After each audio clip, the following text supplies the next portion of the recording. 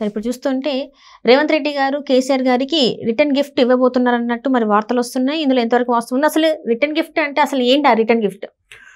నేను అట్లాగే ఒకసారి అవాక్ అయ్యాను. రిటర్న్ గిఫ్ట్ అంటే మేబీ ఏదైతే పెట్టుబడుల కోసమో లేదంటే హైదరాబాదు విశ్వనగరంగా తీర్చిదిద్దడానికి ఇంకా అవసరమైన ఇంకా మేజర్ వరల్డ్ లెవెల్లో టాప్ 10లో ఉన్న కంపెనీస్ని ఇంకా తీసుకురావడానికి ఉద్దేశంతోనో అవి తీసుకొచ్చి ఎస్టాబ్లిష్ చేసే ఉద్దేశంగా అనుకున్నాను.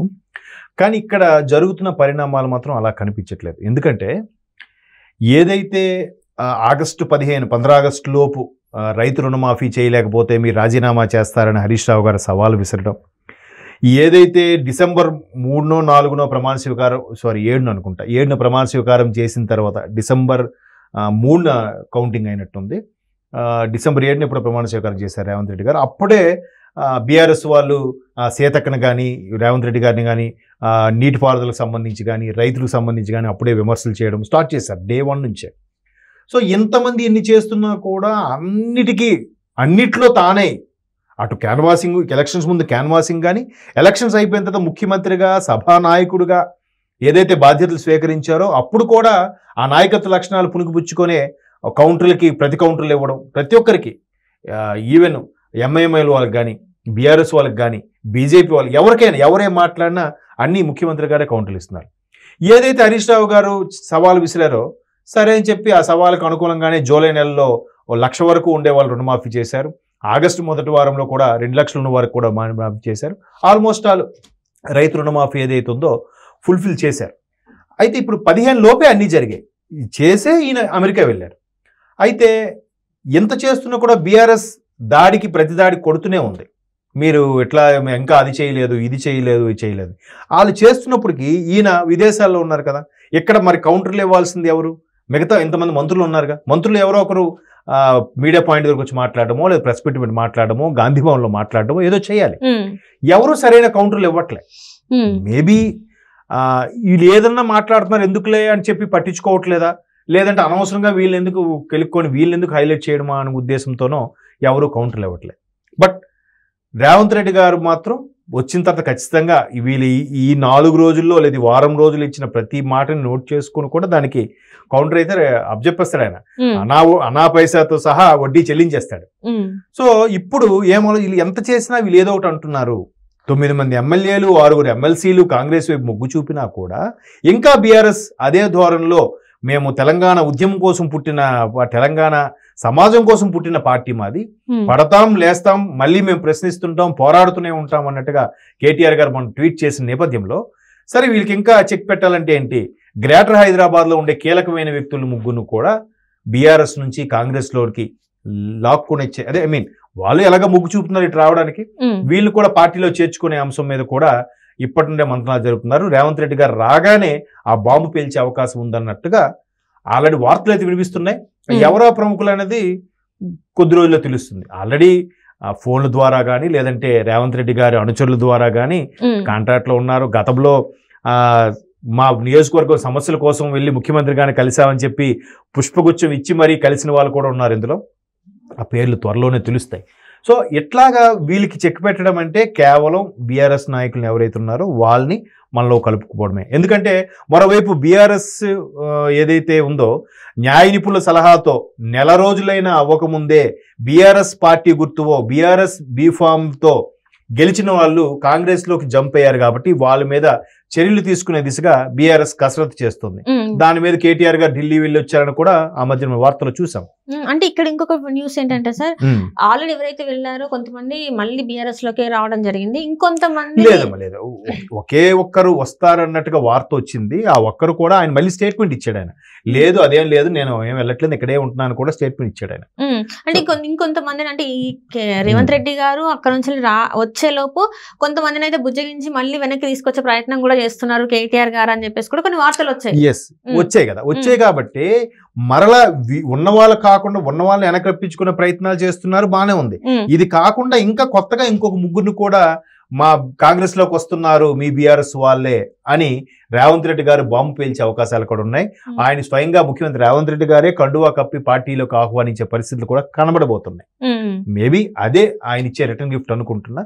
మేబీ బీఆర్ఎస్ వాళ్ళు కూడా ఎట్లాగైనా మన పార్టీ మనుగడ అవసరం. ఒకవైపు బీఆర్ఎస్ కి పెద్ద గుదిబండలు ఎలా తయారైందంటే బీజేపీతో పొత్తు పెట్టుకుంది, బీజేపీతో ఏ క్షణానైనా బీజేపీలో కలిసిపోవచ్చు, లేదా ఎన్డీఏ కూటమిలో భాగస్వామి అవ్వచ్చు.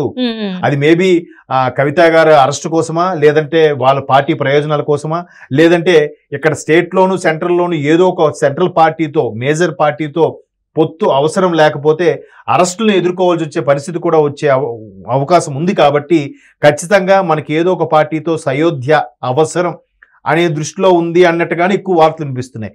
మేబీ ఆ వార్తలు నిజం అన్నట్టుగానే మొన్న సార్వత్రిక ఎన్నికల్లో కూడా పార్లమెంటు ఎన్నికల్లో ఒక్క సీటు కూడా గెలుచుకోలేకపోయింది బీఆర్ఎస్.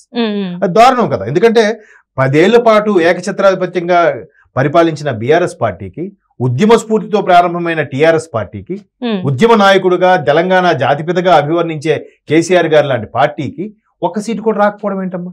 అది చాలా ఆశ్చర్యంగా అనిపిస్తుంది. సో లోపాయకారంగా బీజేపీతో పొత్తు పెట్టుకోవడం వల్లే బీజేపీకి అది క్రాస్ ఓటింగ్ అయిపోయింది. అందుకే బీజేపీ 5, 6 సీట్లు తెచ్చుకోవాల్సిన బీజేపీ 8 సీట్లు గెలుచుకోకుంది. కాంగ్రెస్ కి 10, 12 రావాల్సింది 8కే పరిమితమైంది అనే వార్తలు కూడా ఉన్నాయి. మేబీ ఇప్పుడు దాన్ని సరిగ్గా వీళ్ళు తిప్పుకొట్టలేకపోతున్నారు. మేము ఏ పార్టీతోనూ కలవము, మాకు వీరికి సంబంధం లేదు, మళ్ళీ మేము ఇలాగే ఉంటాం అన్నట్టు కూడా కేటీఆర్ గారు ట్వీట్లు చేస్తున్నారు, కౌంటర్లు ఇస్తున్నారు. అయినప్పటికీ కూడా దీని మీద మాత్రం ఎవరు క్లారిటీ చెప్పట్లేదు. ఎందుకు? అధినేత కేసీఆర్ గారు ఎక్కువగా మీడియా ముఖానికి రావట్లేదు. అయితే కేటీఆర్ గారు వస్తున్నారు, లేదా హరీష్ రావు గారు వస్తున్నారు. కేసీఆర్ గారు ఎక్కువగా రావట్లేదు. ఎందుకు? ఒక్కసారి అసెంబ్లీకి వచ్చి మీడియా పాయింట్ మాట్లాడి వెళ్ళిపోయారు, కానీ మరలా రాలేదు. ఆయన వ్యూహం ఎలా ఉండబోతోంది, లేదు నిజంగానే బీజేపీతో పొత్తు అనేది పెట్టుకుంటారా, లేదు ఎన్డీఏ కూటమిలో భాగస్వామిగా అవుతారా అనేది ఒక క్లారిటీ రావాలి.